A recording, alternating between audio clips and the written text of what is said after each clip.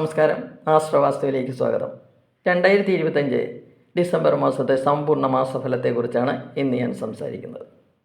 2025 December മാസം വളരെ പ്രത്യേകതകളുള്ള ഒരു മാസമാണ്. ഒന്നാമതായി, ഗുരു നവംബർ 11 മുതൽ വക്രാവസ്ഥയിൽ സഞ്ചരിക്കുന്നു. കൂടാതെ ഗുരു ഡിസംബർ 5 മിഥുനൻ രാശിയിലേക്ക് രാശിമാറ്റം നടത്തുകയും ചെയ്യുന്നു. അടുത്തതായി ചൊവ്വ 2025 നവംബർ 5 മുതൽ 2026 ഏപ്രിൽ 1 വരെ മൗഢ്യാവസ്ഥയിലാകുന്നു. അടുത്തതായി ശനി 2025 ജൂലൈ 13 മുതൽ വക്രാവസ്ഥയിൽ സഞ്ചരിച്ചിരുന്ന ശനി 2025 നവംബർ 28 മുതൽ നേർരേഖയിൽ സഞ്ചാരം തുടങ്ങും. അടുത്തതായി നമുക്ക് ഗ്രഹനിലയിലേക്ക് കിടക്കാം. സൂര്യൻ ഡിസംബർ മാസത്തിൽ വൃശ്ചികം, ധനു എന്നീ രാശികളിലൂടെയാണ് സഞ്ചരിക്കുന്നത്. ഡിസംബർ 1 മുതൽ ഡിസംബർ 15 വരെ വൃശ്ചികൻ രാശിയിലും ശേഷം ഡിസംബർ 31 വരെ ധനുരാശിയിലുമായിട്ടാണ് സൂര്യൻ സഞ്ചരിക്കുന്നത്. കുജൻ ഡിസംബർ 7 വരെ വൃശ്ചികൻ രാശിയിലും ശേഷം ധനുരാശിയിലുമായി സഞ്ചരിക്കുന്നു. ബുധൻ നവംബർ 23 വക്രാവസ്ഥയിൽ തുലാൻ രാശിയിലേക്ക് രാശി മാറിയ ബുധൻ ഡിസംബർ 6 വൃശ്ചികത്തിലേക്ക് തിരികെ വരുന്നു. ശുക്രൻ നവംബർ 26 വൃശ്ചികത്തിൽ പ്രവേശിച്ചു. ഡിസംബർ 20 ധനുരാശിയിലേക്ക് രാശി മാറും.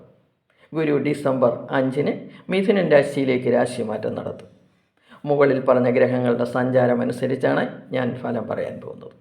തുലാൻ രാശിക്കാരുടെ ഡിസംബർ മാസത്തെ സമ്പൂർണ്ണ മാസഫലത്തെക്കുറിച്ച് ചിന്തിക്കാം.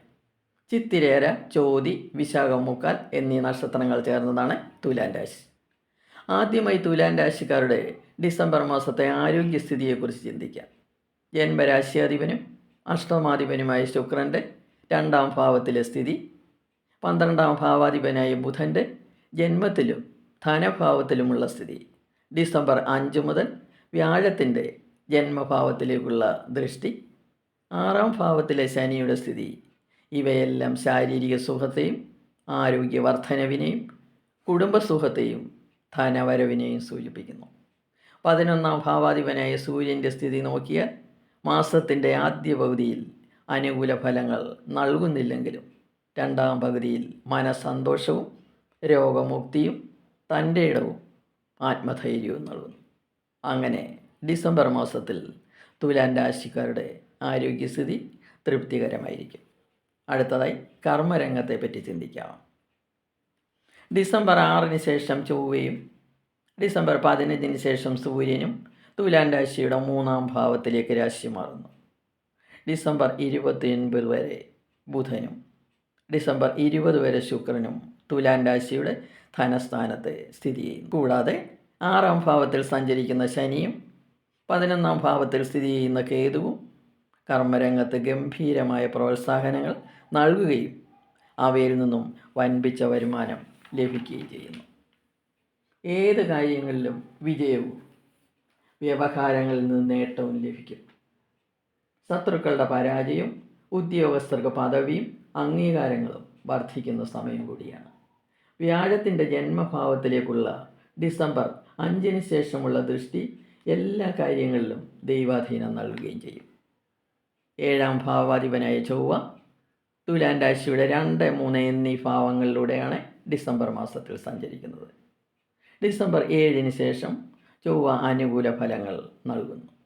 ബിസിനസ്സിൽ നിന്നും ധനലാഭവും ശത്രുക്കളുടെ പരാജയവും ഉണ്ടാകുന്നു. കാരകനായ ബുധൻ ഡിസംബർ 29 വരെയും ശുക്രൻ ഡിസംബർ 20 വരെയും ധനഭാവത്തിൽ സ്ഥിതി ചെയ്യുന്നതിനാൽ ബിസിനസ്സിൽ നിന്ന് നല്ല ധനവരവ് പ്രതീക്ഷിക്കാം. അങ്ങനെ ബിസിനസ് പുരോഗതിയിലേക്ക് പോകും. 5ാം ഭാവാധിപനായ ശനി 6ാം ഭാവത്തിൽ സ്ഥിതി ചെയ്യുന്നു. 5ാം ഭാവത്തിലേക്ക് വ്യാഴത്തിൻ്റെ ദൃഷ്ടിയുണ്ട്. ബുധനും ശുക്രനും അനുകൂല ഭാവങ്ങളിൽ സ്ഥിതി ചെയ്യുകയും ചെയ്യുന്നു. ഗവേഷണ വിദ്യാർത്ഥികൾക്ക് ഈ സമയത്ത് വളരെ അനുകൂല ഫലമാണ് ലഭിക്കുന്നത്.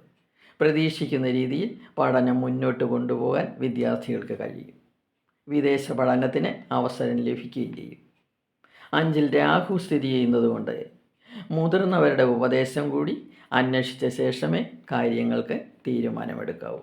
സ്വയം തീരുമാനം ഈ സമയത്ത് എടുക്കാൻ പാടില്ല. 9ാം ഭാവാധിപനായ ബുധൻ്റെയും ജന്മരാശ്യാധിപനായ ശുക്രൻ്റെയും ധനസ്ഥാനത്തെ സ്ഥിതിയും 11ാം ഭാവാധിപനായ സൂര്യൻ്റെ 3ാം ഭാവത്തിലെ സ്ഥിതിയും നോക്കിയാൽ ഡിസംബർ മാസത്തിൽ നിങ്ങൾക്ക് നല്ല ധനവരവ് ഉണ്ടാകും. വിവാഹം ആലോചിക്കുന്നവർക്ക് തടസ്സങ്ങൾ ഇല്ല. 5ലെ സർപ്പൻ്റെ സ്ഥിതിയും 5ാം ഭാവാധിപൻ്റെ 6ലെ സ്ഥിതിയും പ്രണയിക്കുന്നവർക്ക് ചെറിയ പ്രശ്നങ്ങൾ ഉണ്ടാകാം. പക്ഷേ 5ാം ഭാവത്തിലേക്ക് വ്യാഴം ദൃഷ്ടി ചെയ്യുന്നുണ്ട്. ദമ്പതികൾക്ക് മാസത്തിൻ്റെ 2ാം പകുതി അനുകൂലമായിരിക്കും. പൊതുവെ നിങ്ങൾക്ക് ഡിസംബർ മാസം വലിയ ഭാഗ്യങ്ങൾ നൽകുന്നു. ദൈവാധീനം വർദ്ധിപ്പിക്കാൻ നവഗ്രഹ ക്ഷേത്ര ദർശനം നടത്തുന്നത് ഉത്തമമാണ്. എല്ലാ ദിവസവും നാമവും ജപിക്കുക. എല്ലാ പ്രയാസങ്ങളും മാറിക്കിട്ടും. എല്ലാവർക്കും നന്മകൾ നേർന്നുകൊണ്ട് നിർത്തുന്നു. ഇനി അടുത്ത വീഡിയോയുമായി വരാം. വീഡിയോ ഇഷ്ടപ്പെട്ടെങ്കിൽ സബ്സ്ക്രൈബ് ചെയ്യുക. സംശയങ്ങൾക്ക് വാട്സപ്പ് നമ്പറിൽ ബന്ധപ്പെടുക.